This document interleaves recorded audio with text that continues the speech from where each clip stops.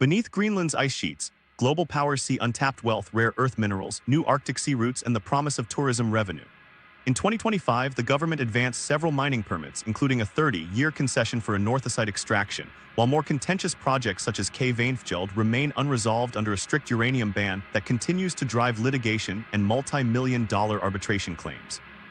At the same time, tourism has become a concrete force in the economy. Visit Greenland's latest reports show the sector accounts for 4.9% of GDP and supports about 1,800 jobs, with Statistics Greenland recording a 14% rise in international passenger numbers this January compared to a year earlier. Fishing quotas have also been reshaped, with small coastal towns voicing concern that new allocations threaten long-standing livelihoods. The central question is whether these growing revenues, whether from visitors, minerals, or new policies, will remain in Greenland to support local communities or flow outward to foreign investors. To understand this transformation, we begin with the story of new runways and the traffic now filling Greenland's skies. Greenland's new gateways to the world. In November 2024, Greenland marked a turning point with the opening of Nuuk's new international airport, followed soon after by the expansion of Ilulissat's runway. For the first time, wide-body jets could land on Greenlandic soil, enabling direct transatlantic service that previously required inconvenient stopovers. Within months, carriers revealed concrete plans. United Airlines announced a seasonal Newark-Nuuk connection beginning in June 2025. SAS resumed its direct Copenhagen-Nuuk flights, while Icelandair and Air Greenland expanded their services linking Greenland to Europe and North America. The significance was immediate. Greenland now had reliable, routine access to major hubs, linking its economy and communities more closely to the world than ever before.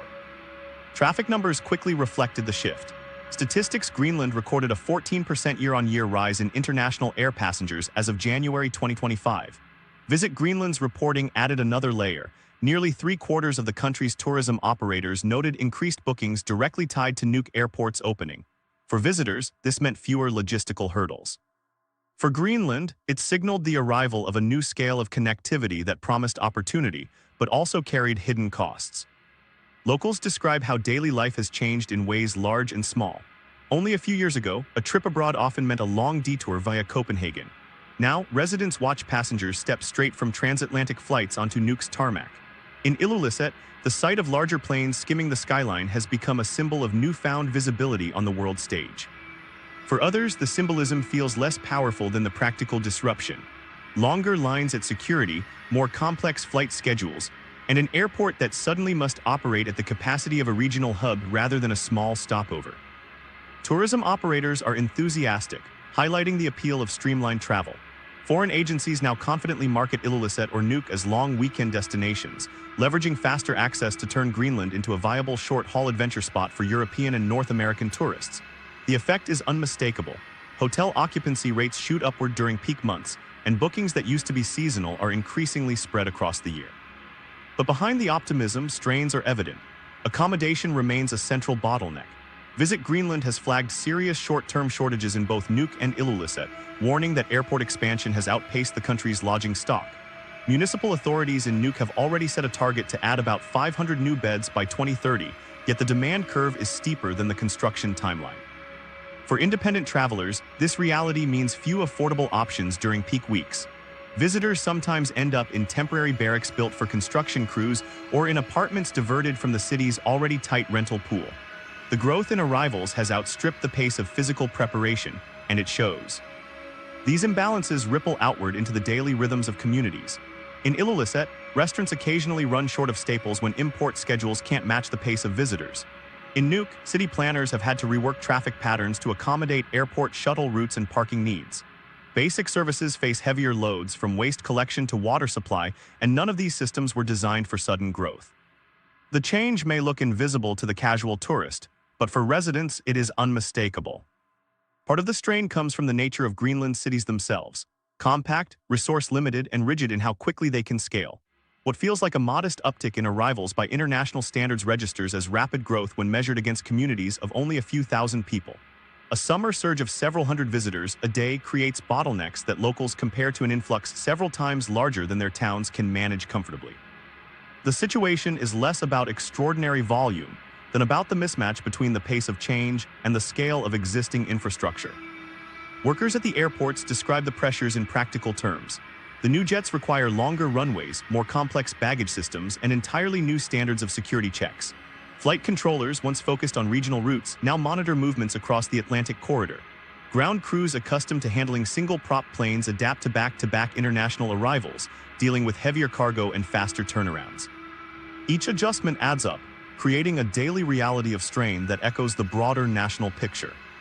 The opening of these international gateways has, in effect, connected Greenland to the pace of globalization.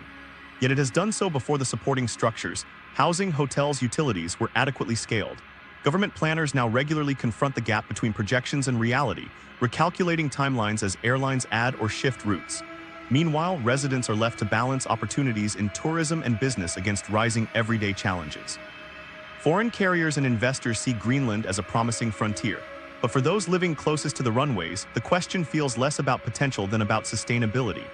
Arrival numbers continue rising, but the infrastructure to receive those visitors lags behind. Municipal warnings echo with urgency. Airports cannot exist in isolation. They must be matched with long-term strategies for housing, energy, and urban development. The paradox is clear. Greenland's new gateways have undeniably placed the country on the map in ways politicians and tourism agencies long desired. Yet within this achievement lies a question. What happens to communities built for small-scale living when external arrivals grow faster than rooms, homes, and services? So what happens to housing and daily life when the flow of visitors outpaces the ability to host them? Tourism boom, housing shortage. The pressures around housing have now become the most visible side effect of Greenland's tourism surge. Visitors are arriving for iceberg cruises in Ilulissat, dog sledding in Sisimiut, and guided glacier treks outside Nuuk. These are once-in-a-lifetime experiences for travelers, but the growth behind them has begun to strain everyday life for households. Housing stock that once matched the needs of a small population is being stretched by seasonal visitors and rising investor interest, creating new competition for spaces that locals depend on. In Nuuk, the country's busiest city, changes are clearest. Short-term listings have increased, and some apartments once offered for long-term tenancy are now diverted toward tourist rentals. For landlords, the math is straightforward. Steady weekly turnover from visitors can meet or exceed what a family would pay across a month. This rewards owners but erodes stability for renters. Rather than unsourced double-digit jumps, National Banken points to a government housing program already in place. Annual rent increases of 3.8% over 15 years designed to clear maintenance backlogs.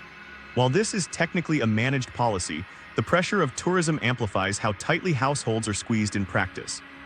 Families already stretched by limited wages face decisions about sharing with relatives, moving farther from work, or devoting an outsized portion of income to shelter. Visit Greenland's analyses confirm what residents describe.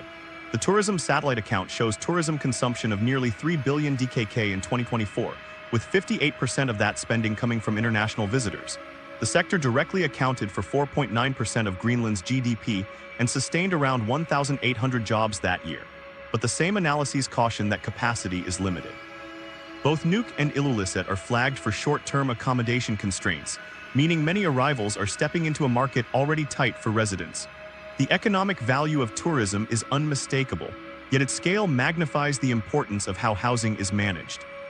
Hotel development is underway, with both boutique projects and larger chains taking shape. But construction brings its own problems. Building new facilities requires temporary foreign workers, and they too need housing upon arrival. In some cases, rooms built for visitors end up occupied by the very crews meant to deliver those hotels. Authorities and companies have used stopgaps, modular housing units, repurposed warehouses, or assigning blocks of unfinished buildings as dormitories. These temporary fixes ease immediate needs, but deepen the sense that urban neighborhoods are evolving in ways out of step with community rhythm. Permanent residents watch parts of the city shift into semi-permanent compounds, waiting for projects that may take years before serving their intended purpose. For employees taking advantage of new job opportunities, the gap is no less severe. Young Greenlanders working in hospitality or guiding tour find that pay does not keep pace with housing costs. Many rely on shared accommodations, sometimes rotating sleeping quarters to fit irregular shifts. The result is that even those working directly within the industry underpinning growth struggle to secure independent living spaces. They are, in effect, locked out of the comfort that the jobs were supposed to create. Smaller coastal communities face their own burdens. Teacher and health worker positions rely on stable housing allocations, but pressures from seasonal tourism disrupt this balance. Apartments once reserved for incoming staff are at times shifted to visitor stays instead. Teachers have reported difficulty extending leases, while nurses are housed in temporary staff quarters initially meant only for short assignments. Essential community services become harder to sustain if professionals cannot establish households. In towns with only a few thousand residents, or in some cases a few hundred, losing just one or two key workers to housing problems risks compounding shortages in education or healthcare delivery. As platforms spread, the number of short-term listings in Greenland increases quickly each summer. Investor interest, while modest compared to larger markets abroad, still factors into reshaping rental availability. A growing split emerges. Those who can capitalize on spare properties or secondary apartments see gains, while renters without such assets face fewer, more expensive choices. This widening gap is felt acutely in a country with populations small enough that shifts are immediately obvious. The imbalance is not hidden in the numbers. It shows in which families remain in central neighborhoods and which are pushed to peripheral housing stock. The strain is not confined to roofs alone. Logistics systems also struggle to catch up. Demand surges faster than freight shipping schedules can be adjusted, as National Bank highlights in its notes on infrastructure. Grocery shelves occasionally clear within hours when flights deliver more people than expected supplies can cover. In tourist centers, restaurants adapt menus based on shortfalls, creating moments where visitors and residents compete for everyday goods. While less dramatic than a housing crisis, these supply mismatches illustrate how the pace of arrivals affects daily living conditions. Government authorities are aware of these dynamics but constrained in their responses. Large-scale housing programs require land permits, financing, and often several years before families can move in. In the meantime, municipal offices spend substantial time managing rental disputes, weighing zoning permissions, and reviewing the release of new land plots. The cycle is self-reinforcing. Tourism expansion demands more labor, additional labor requires more apartments, and new construction brings additional temporary workers vying for the same housing pool. Each link drives demand forward even faster than policy can balance it. The speed of the change stands out most of all. Greenland spent decades forecasting around modest changes in population and seasonal rhythms. The sudden acceleration caused by new airport connections broke that slow pattern in less than 2 years. In Nuuk, cranes now dot the skyline, but residents wait on public housing lists or share crowded spaces while construction drags on. Students searching for apartments at the beginning of academic terms compete directly with summer tourists. Families rotate between temporary lodgings, while longer-term projects remain incomplete. Each visible sign reflects how infrastructure is lagging behind a social transformation already underway. As expectations climb for another record season, the uncertainty remains unresolved. Tourism has delivered recognized economic weight, billions in consumption and thousands of jobs tied directly to the sector. But housing availability has become an equally prominent storyline. Residents weigh whether the benefits of tourism offset the day-to-day pressures of rising rents and shifting neighborhoods. This question lingers in the private lives of families just as much as it shapes national policy. Housing is not just about shelter. It anchors where people live, work, and sustain themselves. If Greenlanders cannot afford to remain close to their jobs, every other economic shift, whether in tourism, mining, or the country's enduring dependence on the sea, carries different consequences. Fishing reforms and coastal survival. Fishing remains Greenland's economic backbone, shaping both national revenue and community life. Despite the rise of tourism and interest in mining, seafood still accounts for nearly 98% of Greenland's exports by value, according to recent Europarl and National Bank reports. That concentration brings strength in foreign markets but also vulnerability, since any shifts in fisheries policy ripple directly through the entire economy. At the start of 2025, a pivotal change arrived in the form of the new Fisheries Act, which redefines who fishes, how much they can catch, and on what terms. Law introduces several major reforms. It replaces parts of the communal Olympic-style coastal fisheries system with individually tradable quotas, meaning fishermen now need to plan and invest differently to secure long-term rights. It caps how much private companies can hold in quotas, sets stricter rules favoring Greenlandic ownership and residency, and installs multi-annual management plans intended to stabilize catch levels while conserving stocks like cod and halibut. Public and semi-public operators such as the state-owned Royal Greenland face different ceilings, while private companies, including major trawler firms like Polar Seafood, are restricted in their share of total quotas. Legislators argue these rules will strengthen local ownership and prevent excessive concentration in a few hands, but they have also sparked disputes across the industry. In places like Sisimiut, the harbor is lined with small vessels whose owners feel the impact immediately. Their seasonal routines once depended on local, short-range halibut fishing that provided steady income. Under the new system, the shift to tradable quotas introduces an added layer of financial pressure. Instead of relying only on their nets and boats, small crews now weigh decisions about buying or selling quota rights, often without the capital reserves larger companies enjoy. For some, that means operating at thinner margins. For others, selling their quota rights becomes an unplanned exit from fishing. The system is designed to make coastal fisheries more accountable, but on the ground it can feel like another hurdle placed before small boat operators. Trawler firms present a different narrative. With refrigeration systems, larger holds, and the ability to fish year-round, they argue that their efficiency ensures Greenland can maintain export levels and meet standards in competitive international markets. These industrial-scale actors generate significant foreign currency for the national economy, but smaller coastal crews say that efficiencies at scale cannot replace the day-to-day role of local fishing in sustaining families and towns. In their view, a quota system that privileges capital-heavy operations risks eroding a culture tied as much to identity as to income. Conflicts are further sharpened by the specifics of the law. While caps on private quota holdings were billed as a safeguard against concentration, companies like Polar Seafood have publicly criticized the reform, warning they may have to sell significant shares of their quotas while citing exemptions afforded to Royal Greenland, which is majority state-owned. Industry voices frame this as unequal treatment that props up one major player at the expense of others. On the opposite side, many independent fishermen see large firms, whether private or public, as having disproportionate influence in Nuuk, leaving smaller coastal communities to deal with reduced allocations and financial strain. The microstructure of the new system brings its own knock-on effects.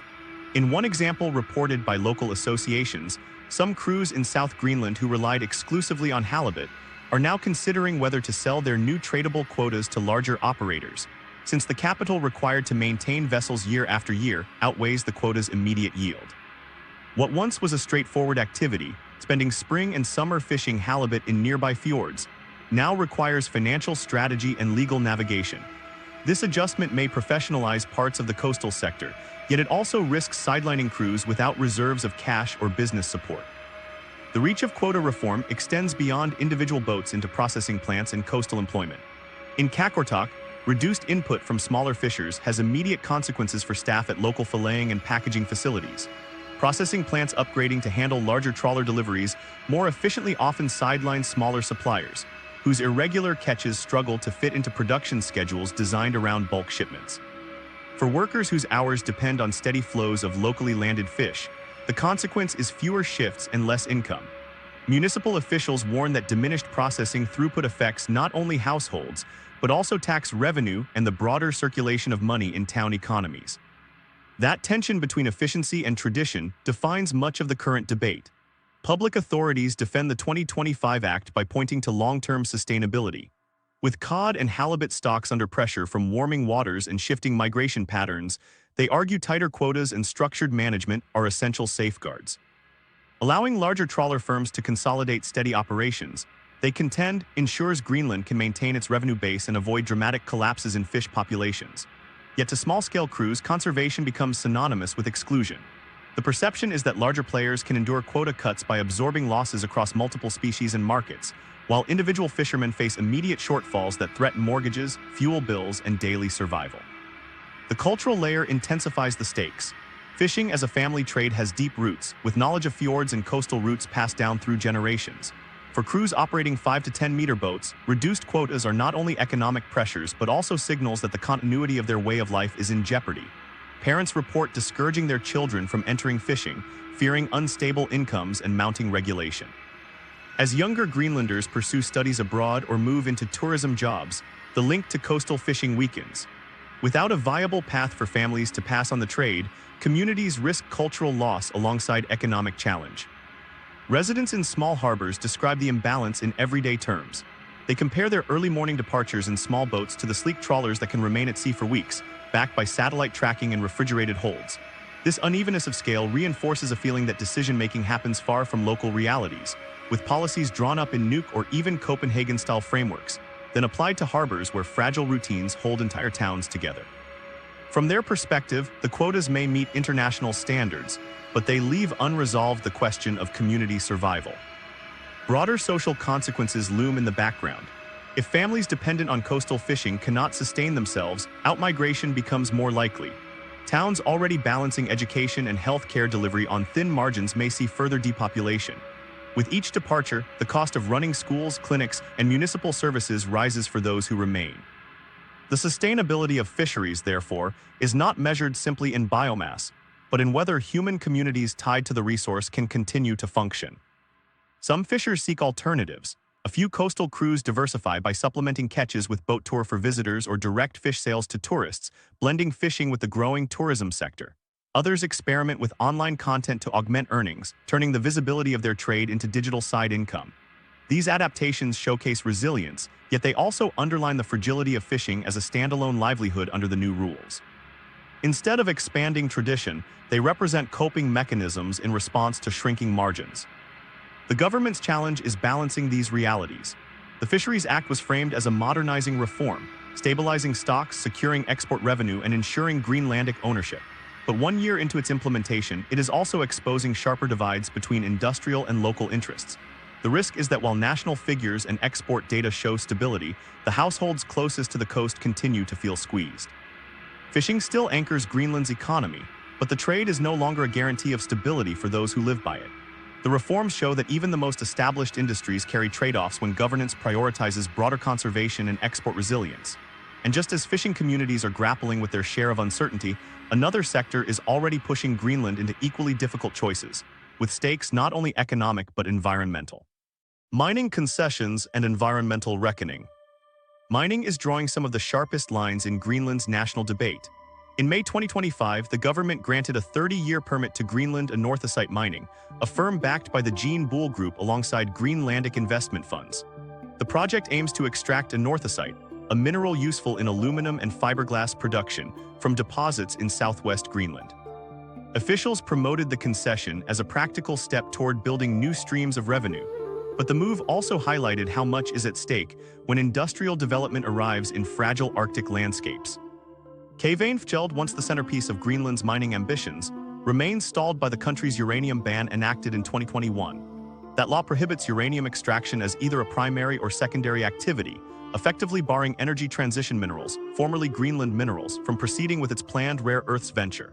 The company has since launched arbitration claims against Greenland for substantial damages, warning of billions in lost opportunities. While specific figures remain contested, the litigation signals that the government is exposed not only to environmental and political risk, but also to prolonged legal battles with international investors. For Greenlandic leaders, the economic rationale appears straightforward. Danish subsidies account for a large share of public finance, and resource development is one of the few plausible paths to reduce this dependence. Mining royalties and related taxes could, in theory, fund public services and strengthen arguments for greater autonomy. Supporters portray projects like GAM's anorthosite concession as test cases for building national capacity in resource governance, offering a chance to participate in global supply chains tied to green technologies. Yet the promise collides with stark environmental and social realities. Mining today employs less than 0.5% of Greenland's workforce, according to National Banken, and most major deposits remain far from commercial production. Greenland has only a handful of small mines in operation, and nearly all the large-scale projects remain in exploration or financing stages. Environmental assessments emphasize that mining in Greenland is not an abstract scenario, but a source of direct risk to other established sectors. At Kvanefield, runoff from waste rock could seep into fjords vital for cod and halibut, jeopardizing both exports and subsistence fishing. In Disco Bay, exploration activities interact with permafrost zones that are already destabilizing due to warming. Thawing ground threatens infrastructure while potentially releasing naturally occurring pollutants into meltwater streams. Cold Arctic conditions mean contaminants would persist longer than in temperate regions, raising the risk of long-term impacts. Local communities rely on these fjords and waterways not only for fisheries income, but also for drinking water, tourism activities, and subsistence hunts. The clash is not merely environmental versus economic. Tourism is marketed on Greenland's clean wilderness and pristine landscapes. Visible mining footprints, exploration roads, drilling platforms, or tailings facilities risk reshaping the international image that underpins growth in tourism revenue. Fishing, which still dominates Greenland's export economy, could also be undercut if global buyers perceive contamination risks.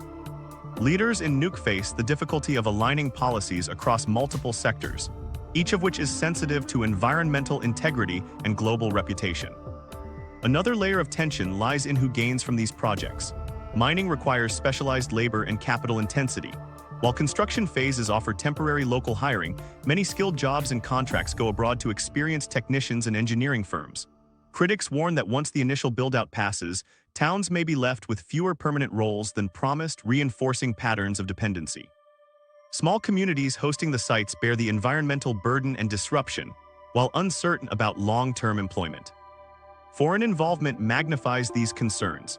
Mining concessions typically involve companies linked to larger state-backed enterprises or foreign investors with global supply chains. For Greenland, that introduces a contradiction. Resource revenues could advance economic independence from Denmark, but heavy reliance on outside firms risks shifting influence elsewhere. Environmental standards, waste management decisions, and export terms often fall under strategies driven more by corporate or foreign government priorities than by local communities. This question of sovereignty, control over how resources are extracted, processed, and sold, emerges repeatedly in debates at town meetings and parliamentary sessions. On the regulatory side, Greenland has struggled to keep pace with the complexity of industrial mining. Environmental frameworks exist, but enforcement capacity is limited in remote areas. Systems to contain waste or stabilize permafrost infrastructure are often modeled on temperate climates and may not withstand Greenland's intense freeze-thaw cycles, heavy snowmelt surges, or coastal erosion. The logistical costs of monitoring remote concessions add further challenge. Observers argue that every new concession compounds these pressures, requiring layers of governance that Greenland has not yet fully developed. Public opinion reflects these trade-offs. In towns near proposed sites, meetings regularly highlight the divide between enthusiasm for jobs and fears about long-term ecological damage. Parents raising children in areas dependent on fishing camps emphasize the risk of polluted fjords, while younger job seekers point to limited opportunities outside seasonal tourism. Some residents accept exploration with caution provided strict oversight is enforced. Others argue no management system can realistically eliminate risks. The result is a patchwork of local perspectives, often shaped by proximity to proposed projects and by the memory of how previous promises unfolded.